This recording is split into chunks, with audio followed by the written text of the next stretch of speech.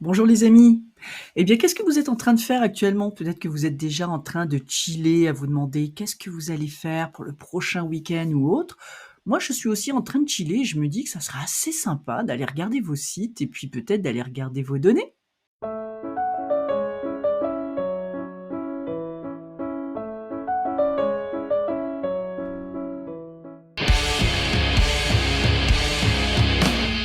Bon alors, plus sérieusement, qu'est-ce que c'est que cette histoire d'aller voir vos données? Bon, en vrai, je vais pas aller voir vos données.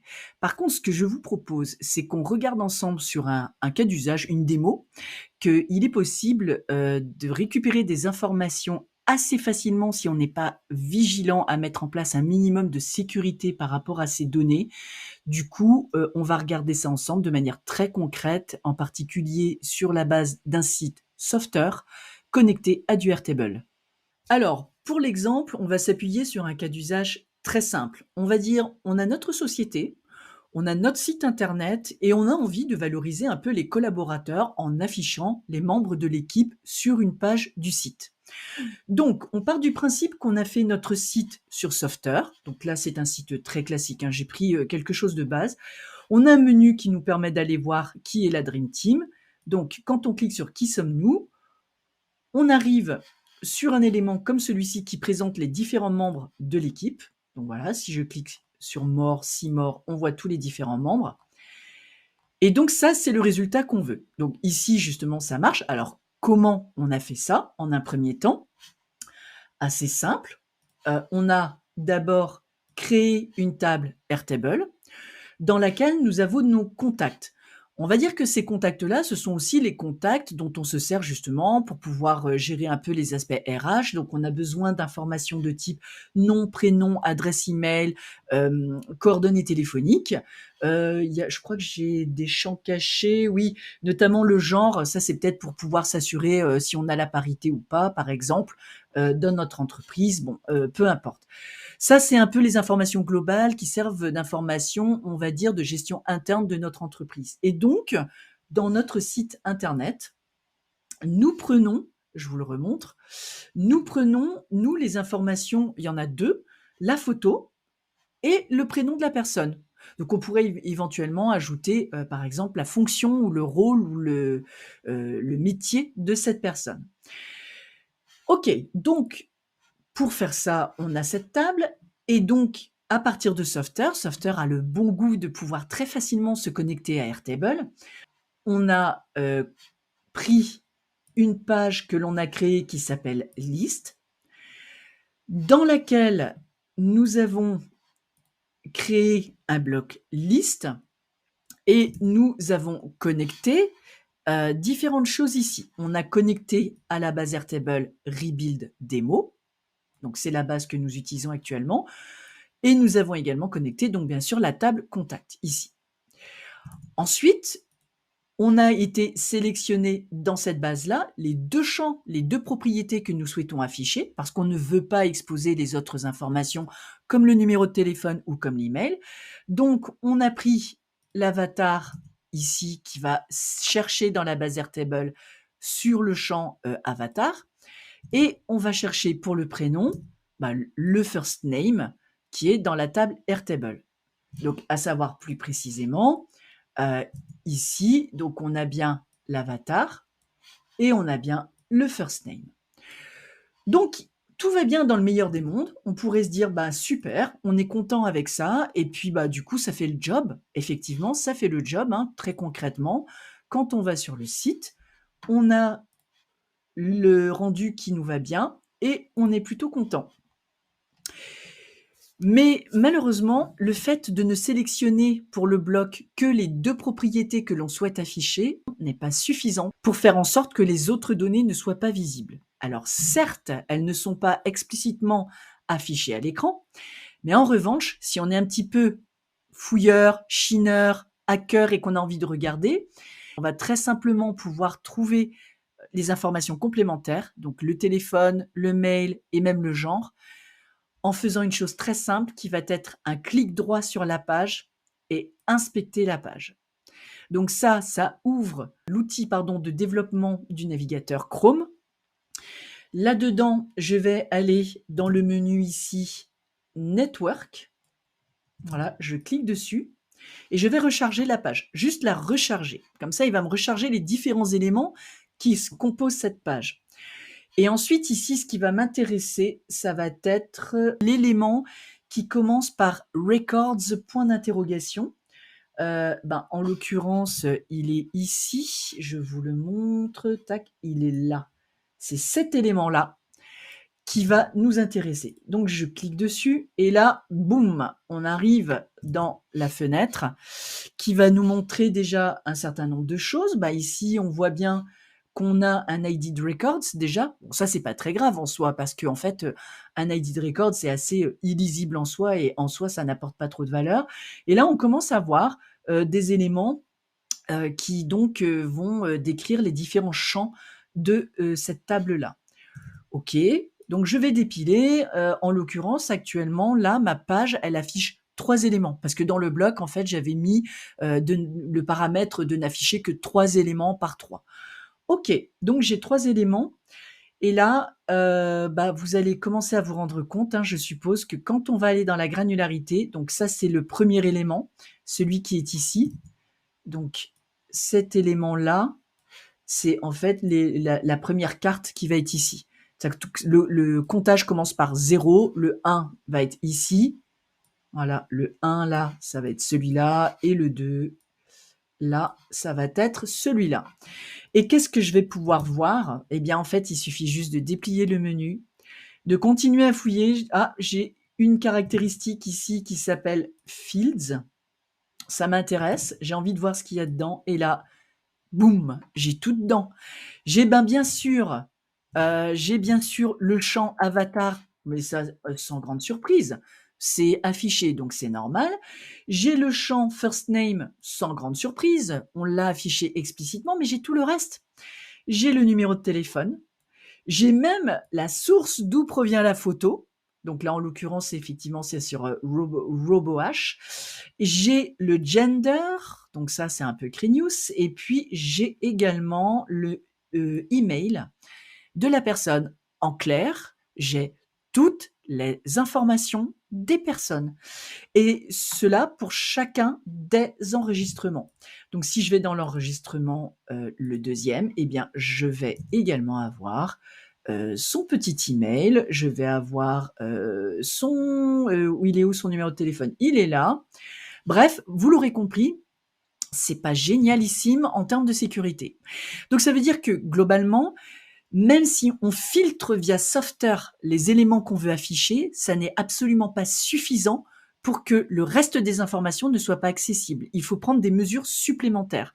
Donc, toutes les données sont chargées dans le navigateur et sont très facilement accessibles. Du coup, une fois qu'on a dit ça, comment fait-on pour essayer d'apporter, en tous les cas, une protection un peu meilleure?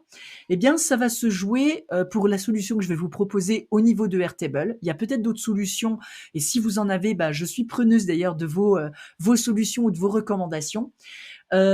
Ici, en tous les cas, l'idée, c'est quoi? C'est qu'on va en fait avoir une notion de table privée et table publique.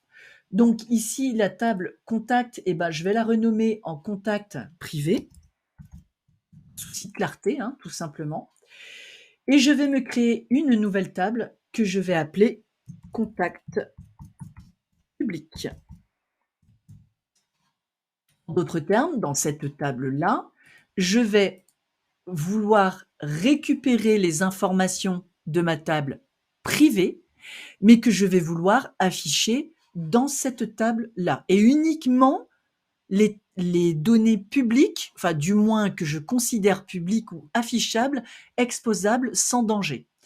Donc, alors ça ne m'intéresse pas. En fait, tous ces champs-là ne vont pas m'intéresser pour le coup. Je vais juste garder celui-là. Ici, on va se faire un petit ID contact, pub. On va faire un auto-number par souci de facilité. On peut choisir autre chose, ça c'est pas gênant.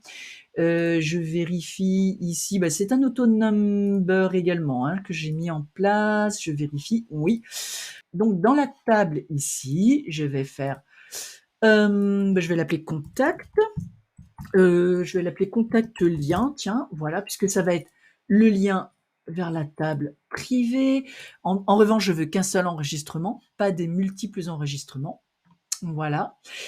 Et puis ensuite, eh bien, je vais créer des champs supplémentaires. Je vais vouloir récupérer le prénom de la personne, puisque ça, voilà, qu'on affiche le prénom, ça n'est pas très gênant. Donc, je vais faire un lookup, donc qui se fait par rapport au lien que je viens de créer, et je vais prendre donc le first name ici. Et je vais également récupérer la photo de la personne. Je vais également prendre un lookup, et le lookup va se faire sur le champ avatar ici. Voilà. Là maintenant, j'ai créé ma liaison entre ma table contact privé, contact public. On est bien. Par contre, il faut la peupler, cette table. Et a priori, là, elle ne se peuple pas toute seule. Donc, ça veut dire que quand je vais créer des enregistrements dans cette table-là, il faudrait que je récupère les informations ici. Puisque derrière, je pense que vous avez en tête un peu ce qui va se passer, dans Software, on va procéder à une modification, c'est-à-dire que plutôt que de cibler sur contact privé, on va cibler sur contact public. Alors, comment faire ici? L'idée, c'est de faire une petite automatisation que l'on va créer. On va dire que quand un nouvel enregistrement est créé dans la table contact privé, alors je vais créer un nouvel enregistrement dans ma table contact public, cette fois-ci. Je vais alimenter le contact lien et je vais récupérer dans la table contact privé l'ID du contact. C'est ça qui m'intéresse. Donc je vais générer un preview, je vais run test. Voilà, vous connaissez la petite procédure. Prenons celui-ci. Il va générer. Il me dit c'est successful. Il est formidablement content. J'active mon automation. Je vais la renommer correctement. Je vais appeler ça copie contact. Voilà, pour que ça soit un petit peu parlant. Et je retourne dans mes datas. Donc pour le moment, rien ne s'est passé puisque en fait, il faut que je crée un enregistrement maintenant. Alors ça, c'est peut-être le côté inconvénient. Sur l'historique, malheureusement, il va pas récupérer. Bon, la petite astuce, ça serait peut-être de faire tout simplement une récupération d'historique, une petite automatisation pour récupérer l'historique. Partons du principe qu'on met ça en place dès le début de manière correcte. Ici, je me suis créé un petit formulaire qui va me permettre d'enregistrer un nouveau participant. Donc, je vais ouvrir mon formulaire. Un nouveau participant, un nouveau membre de l'équipe, pardon. Donc, ça va être Valérie, du coup, qui va arriver. Valérie Quignot, avec son email valérie@ri-build.solution. Le gender ne devrait pas être là. On va imaginer que je suis une RH. On va mettre mon numéro de téléphone. Photo, il n'est pas censé être là. Puis un avatar. Je prends celui-là. Et c'est parti. Et j'upload. Voilà. Je soumets du coup mon enregistrement. Donc je vais vérifier est-ce que déjà dans ma table contact privé, mon enregistrement est bien arrivé. Effectivement, il est bien arrivé. Et dans ma table, du coup, contact public, il est bien arrivé également. Donc là, notre petite automation Airtable marche de manière efficace et récupère les données que l'on souhaite, donc c'est parfait. Maintenant, on va retourner dans Software et on va procéder du coup à la modification, c'est-à-dire que cette fois-ci, je vais aller d'abord dans Data. Ensuite, je vais donc, c'est dans la même base de données, mais par contre, la table va changer. Alors, par contre, il va falloir que je refresh. Effectivement, puisque comme en plus j'ai renommé les tables, du coup, sinon il va être perdu. Voilà. Là, je vais chercher table publique. Alors du coup, évidemment, il n'affiche plus les éléments précédents, ce qui est tout à fait normal, puisque forcément les noms ont changé et les données ont changé. Je vais refaire mon mapping, du coup, c'est-à-dire que je vais aller dans l'image sélectionner la photo. Et d'ailleurs, je vous remontre rapidement. Vous pouvez constater ici, on est bien, puisqu'on voit bien l'ID contact pub, on est bien dans la table publique et non pas la table privée. Et le prénom, je vais récupérer hop, excusez-moi, je me suis un petit peu égaré. Je récupère le prénom. Voilà. Alors étonnamment, ma photo ne se charge pas. OK, je vais publier, on va juste vérifier si c'est un bug d'affichage du studio ou si c'est un petit souci sur la photo, mais auquel cas, c'est pas très gênant, j'ai envie de dire. Ah, c'est un bug avec ma photo. OK, ce que je vais faire, si vous n'y voyez pas d'inconvénient, je vais tricher un petit peu. Donc ce que je vais faire, c'est que je vais récupérer la photo, de lui, par exemple. Voilà. Normalement, ça met bien à jour ma table ici puisqu'on fait un lookup, donc ça, c'est bon et je vais voir du coup, est-ce qu'effectivement ça me permet d'améliorer la situation? Alors je pense qu'il faut que je rafraîchisse un peu les données. Le refresh est en cours, voilà.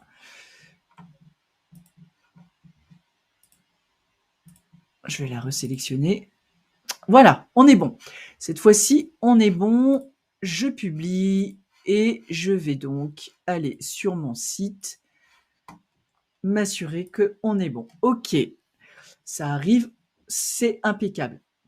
Alors du coup, évidemment, hein, crash test, on va se refaire une petite inspection de page pour vérifier qu'effectivement, j'ai pas accès aux autres données. Donc je retourne dans inspecter la page. Dans network, donc je vous remontre quand même la chose. Donc network, hop là, oups, qui est ici, voilà. Network, et donc je recharge la page. Je vais chercher records, point d'interrogation, tac, tac, tac. Alors, qui est cette ligne-là, je vous la remonte. En fait, c'est ici le nom là. Records, point d'interrogation, block underscore ID, etc., etc. Je clique dessus. Donc, il trouve bien un enregistrement, le mien en l'occurrence.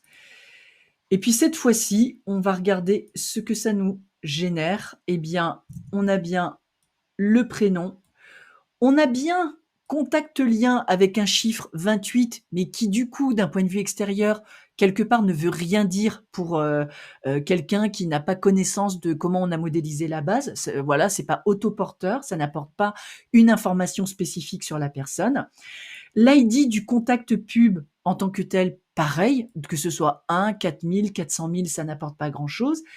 On a la source donc quand même de la photo et puis on a la photo également. Et donc on a l'ID du record aussi.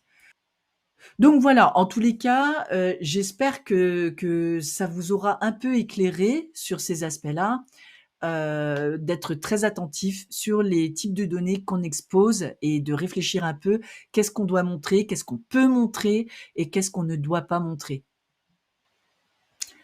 Alors, la conclusion, suite à cette petite démonstration, j'espère déjà que ça vous aura plu. J'espère également que ça pourra vous apporter une solution. J'imagine qu'il y en a d'autres. Là, c'est une proposition de solution.